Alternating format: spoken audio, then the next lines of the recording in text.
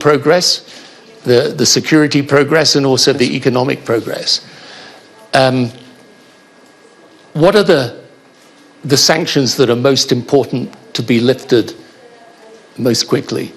All the sanctions. Because we can't divide it, because now we are, if the sanctions, now if you want to understand it, I said it many of times, we heard from the international community a lot of should, you should do this and you should do this.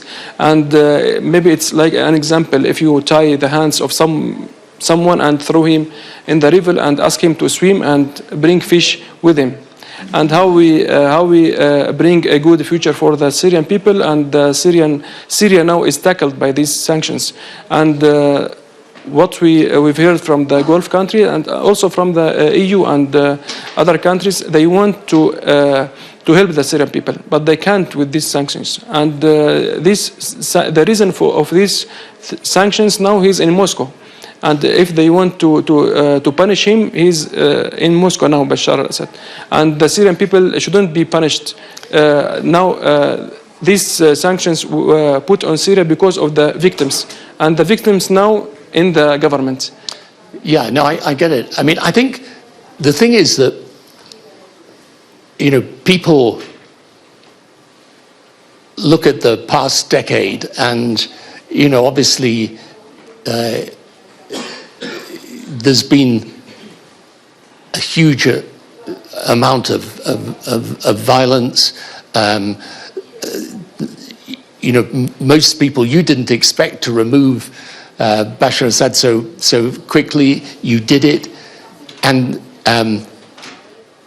the group was founded in a, you know, from one particular perspective, ideology, and so on. And so I guess people ask, yes, has it changed? Is the character of the government going to be what you've just been describing, yes, to us, which is open, you know, treating people equally? And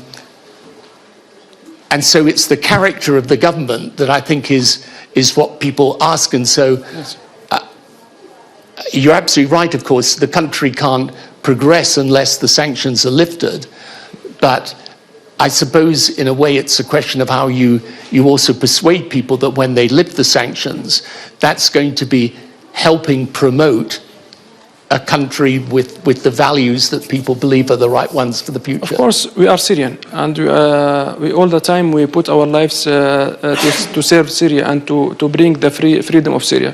Syrian people all the time was waiting the international community intervenence, and they waited for this political process, and they waited for the humanitarian process, and they went to international committee to say their words and to stop the massacres and also to stop the Assad regime from killing people and bombing airstrike and using chemical weapons. Nothing was happened. And finally, those people who you are talking about, them now they bring the freedom for the Syrian people, and Syrian people now are behind us, and they trust us. And also what happened in the last 50 days, it's a big evidence that the new future of Syria will be better from the past. I mean, you're obviously going to, because there are some very deep wounds in society as a result of what has happened. I mean, you're going to get a certain number of people that will be doing things that are revenge on people who have treated them badly. How are you going to handle that? Now the big message is that we send it to all the world. Now there is no million of Syrian people now at the borders. There is no million of refugees Syrian now in the sea.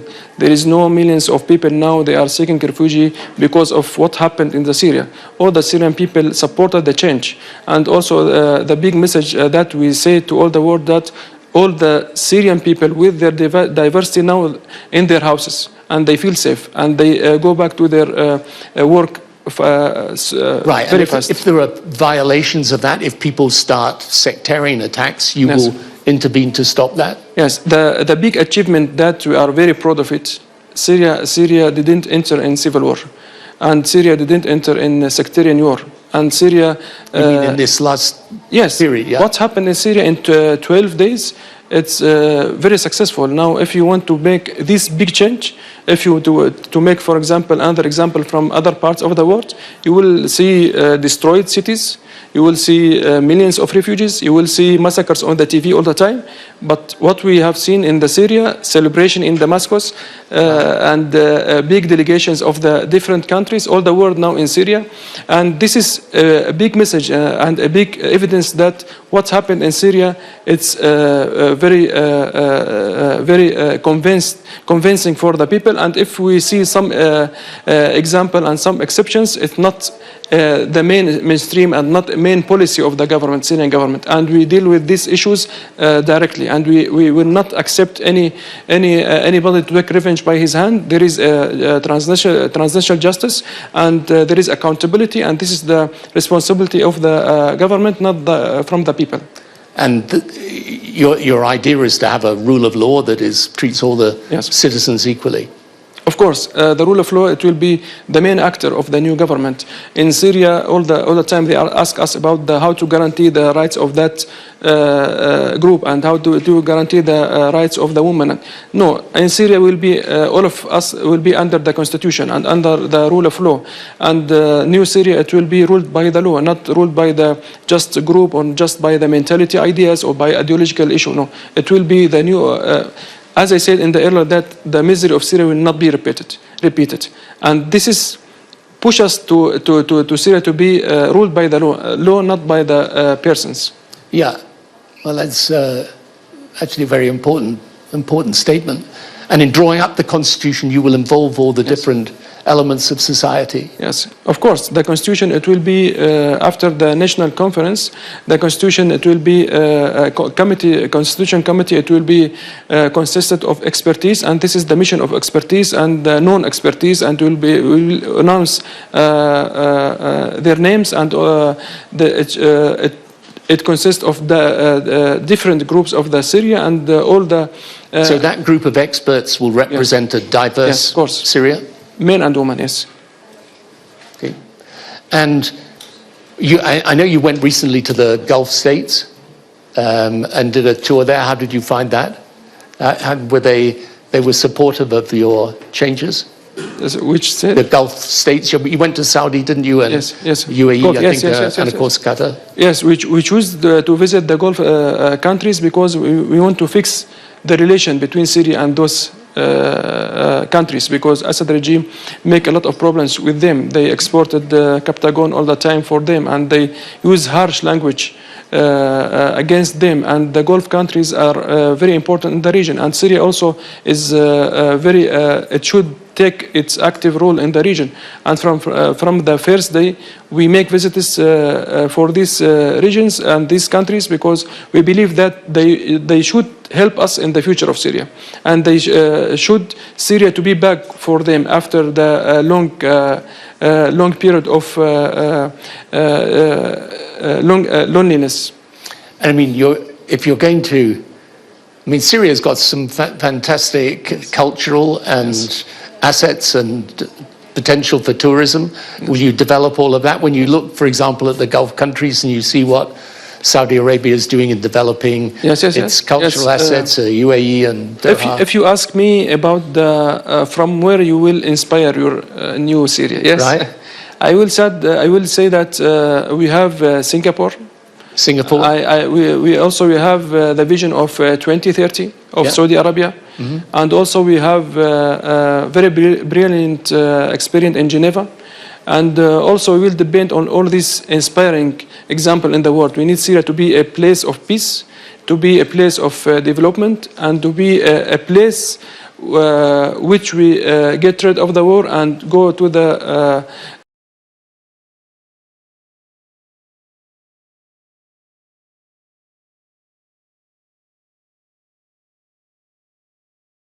has found it challenging to have trade across borders, right? Or even have visa-free travel. This has been a real challenge. So to see some of these some of these bits of progress, and hopefully on the digital front, we could start off on a better footing. Absolutely. And I do believe we have a summit coming up in April to try to take on some of these issues, so people who are interested could follow up on that. I want to come to Hatem. Hatem, you can give us a private sector view. Very interestingly, of course, your company has its base in the Middle East, but you've got extensive operations in Africa, and I just discovered today in Eastern Europe as well. So you've got the cross-country perspective and the bottom-up.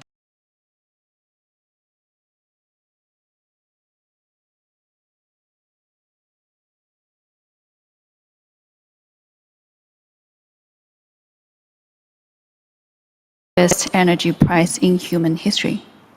So I think with that economic foundation, it really resets the entire logic for an energy transition.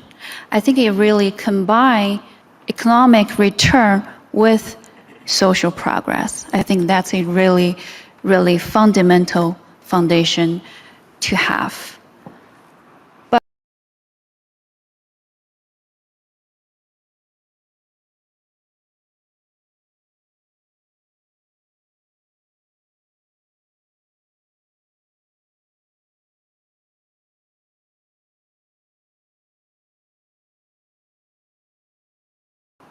A green transition, it's not simply that we install as many solar or as many wind as possible. It's a transition of the entire system. So we know that every revolution, the foundation must be a revolution in the infrastructure, right? We saw that in internet, we saw that in the first revolution for electricity. So infrastructure is really the key for implementing more renewable energies. So what we need today is not only to invest more in solar energy or wind energy, we need to invest more in grids. We need a more intelligent grid. We need a more decentralized grid. We need a more steady grid in order for all those renewable energy to be consumed. We need more storage, we need more energy storage to make renewable energy more stable and more reliable. We need to use more AI in order to balance out all those fluctuating, even more fluctuating energy supply and demand on the grid. So I think it's a question of whether we have the courage and we have the will to reform entirely, not just invest in certain parts, but a total reformation. And the third, I think I would like to share from some human notes is that I think a green transition is not only a technology story or an economic story. I think it always comes down to people. So for example, because Trina Solar, we operate in over 170 countries globally. During the energy crisis in Europe, when the energy price went up to like 10 times of normal, solar energy was able to keep the home warm in the winter and keep business running. And in many of the war zones that we're seeing, when the grids are entirely destructured, solar is able to provide power for hospital and also for refugee camps. And in some of the remote areas, even though we're not doing enough yet, where the grid is not connected, we offer off-grid solar and storage solutions. And for those people who have never used power or electricity before. So I think energy transition is not about energy. It's also human dignity, it's also security, it's also opportunities. So I think in conclusion, we have done something, but we haven't done enough. So as a private sector, as a leader in the solar industry, we would really like to work more closely with governments, with private and public entities to drive this energy transition even further. Thank you, Catherine. Indeed, we need a holistic approach. We need the different parts of the value chain to talk to each other. We need the ecosystem of different stakeholders to work together for this, to make this ambition into reality. I want to turn to Prime Minister of Spain, Pedro Sanchez. And I want to talk about finance, because yes, the cost of solar has come down, but there is still a lack and maybe a gap in finance for infrastructure, for finance in emerging developing economies. And under your leadership, Spain is actually at the forefront of Europe's energy transition. You have an ambitious target, 80% of energy from renewable sources in 5 years, 2030. Spain is now also a hub for clean tech innovation, accounting for 20% of green hydrogen projects. Finance, policy, public-private collaboration, and it's also very timely that Spain will this year host the 4th International Conference on Financing for Development in June in Seville this year. A conference that seeks to align financing flows and policies with the transformation that Catherine has highlighted, economic, social, environmental transformation. The COPs have not had a lot of luck with financing. Last year there were 3 COPs. All 3 were not able to meet expectations where finance is concerned. What is your strategy for this year's conference? What are the focus areas, and what would success look like for you? Well, thank you very much. Thank you very much for this question. And as you said, we have the honor to host the 4th International Conference on Financing for Development in the beautiful city of Seville. I think this conference will have to address important challenges that are all of them deeply interconnected. Climate change, sustainable development, poverty and inequality, and of course conflict. They all demand a response grounded in multilateralism, collaboration, and shared responsibility. You know, we are still far from meeting the Sustainable Development Goals. So I think that there's a political goal, which is that we must ensure that they remain on track. Second, Seville represents once-in-a-decade opportunity, the last before 2030. So, you know, I believe that finance for development is much more than an economic term. It's about domestic resources. It is about official development assistance and innovative mechanisms, debt relief, and of course, private investment and the mobilization of capital. So it is, at the end, after talking with a lot of leaders from across the world, I think it's becoming the backbone of trust in the multilateral system. So we have to act now, and I believe that Seville is our chance to do it. So our strategy is that we are fully committed to building bridges. So we need the maximum participation in the conference to agree on bold yet realistic measures and to have the necessary buy-in from all sides. So we must come together in Seville with a clear focus on our common interest and sense of responsibility. Thank you. Thank you, Prime Minister. Perfect. We look forward to supporting you in your endeavor to bring together that multilateral collaboration with focus on financing for the SDGs. As you've said, it's once-in-a-decade conference, and we should not miss this opportunity to really give this a good push. If I may turn to Andrew Forrest, founder and executive chairman of Fortescue, a global mining company. And the Prime Minister also spoke about not just debt issues for governments, public finance, but also mobilizing private capital.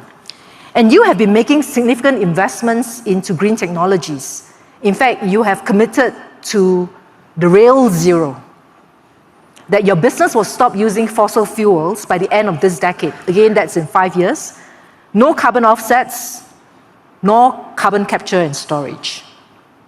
And if you succeed, you could potentially be very transformational for the mining industry and its supply chains. How do you make the economics work?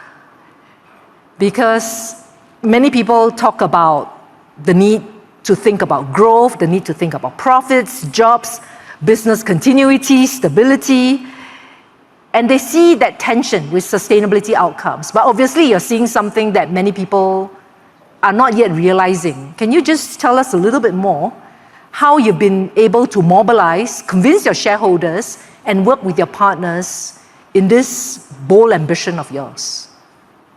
Yeah, thank you. I'm really delighted to be here with such esteemed company, Vice President, Prime Minister, dignitaries. So let's just acknowledge I'm an economic pragmatist. I'm a hardcore businessman. I'm an international miner. I'm very practical. I cannot do anything unless there's a hard economic basis for it. And I can say if we kicked off with this attitude, say with the COPs we've had, Prime Minister, where we have not succeeded in raising the capital despite the pledges from the international community, that is simply because, and fully understandable, there's no economic model behind it. We're going to rely on philanthropy. Philanthropy just cannot address the scale of what even one company needs. If I add up the philanthropic pledges, it's less than 500 million.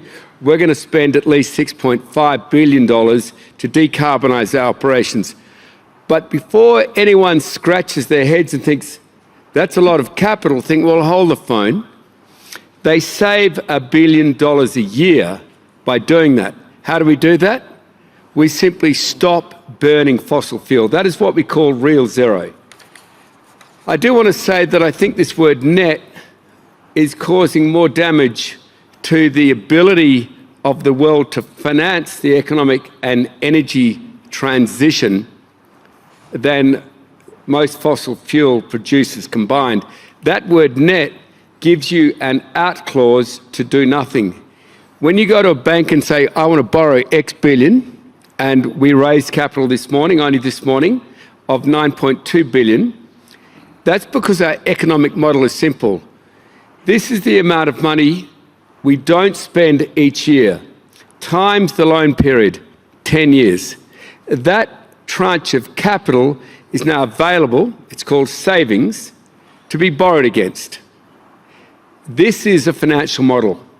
We're not relying on carbon sequestration, that I can assure you, I'll switch quickly to being a scientist, that I can assure you fails consistently.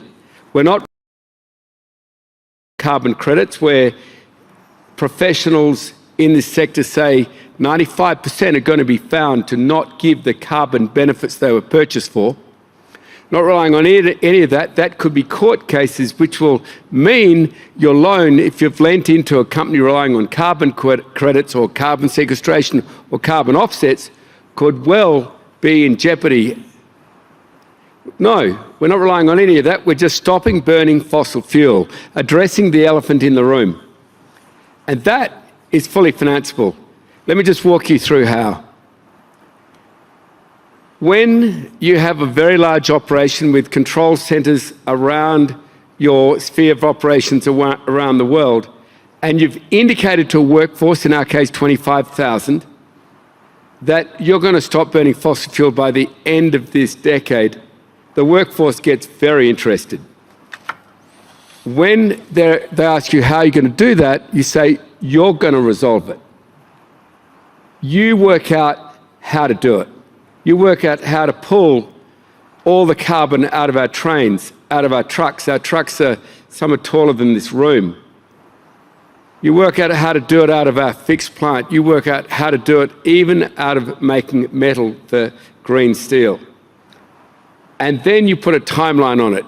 It's not 2050. Who's going to be around in 2050 making decisions here? We say it's going to be in your career, so we put 2030. And then, of course, the leader's saying, what happens if we don't? We'd say that's simple. At the end of 2028, a full year or two before the deadline, we're going to come through the operation centres, asked to see the energy flow part of the control panels, and if any of it's connected to fossil fuel, we switch off that operational plant. Literally send that plant and the workforce black. Now, instead of being met with despair and unionism, that was met with triumphant and challenge. We're saying to our workforce, you can do this. And out of that has come a series of inventions. For instance, the ability to charge cars in 23 seconds. The ability to put 6,000 kilowatts an hour into our trucks, so we charge our huge trucks for the next 6 hours of operation inside 30 minutes. The ability to run trains on green electricity or green ammonia, the ability to run trucks fully on green electricity, the ability to put out solar panels and wind farms and storage. Now, I just want to talk to you about storage. Once you say we're going to step away from fossil fuel, we're not going back, then the workforce and the accountants get very interested. And it comes back to what Trina Solar was saying, and many of you others have pointed out, it comes back to storage. Now, if the Prime Minister of Spain says, for instance, I need storage to run my entire grid 24/7 green, no fossil fuel, then you're not going to get that out of a battery. I'll turn to my favourite European Prime Minister and say, you will get that out of a new form of hydrogen. This is where we have an impurity in the hydrogen called oxygen, where that, as you probably have all recognised, isn't an environmental liability, is highly flammable, creates a huge amount of heat, and feeds into dual cycle power stations exactly like the power stations in Madrid. Mm-hmm. Now, we've developed this tech, we're challenging Europe to accept it from Northern Africa, and we're ready to roll with it. So all I'm saying to everyone out there, including those in the media who've challenged me all day, because everyone seems to be let out of the White House with all these ideas that, you know, the climate's suddenly going to forgive us, it's not going to matter anymore, that we can just burn as much fossil fuel as we like. And I do say that I've been challenged on this. I've just said, well, walk in my shoes. Don't throw mud from your podiums. Come down to Australia and see how we're doing it. And we will retain our title. I just want to put it out there. The company I represent is the highest performing company in shareholder returns in Australia's history. We are the lowest cost bulk producer in the world. We're not going to lose that mantle. We're going to increase our competitive edge by going fully green. Thank you. Thank you, Andrew. We had the inconvenient truth, and now we have changed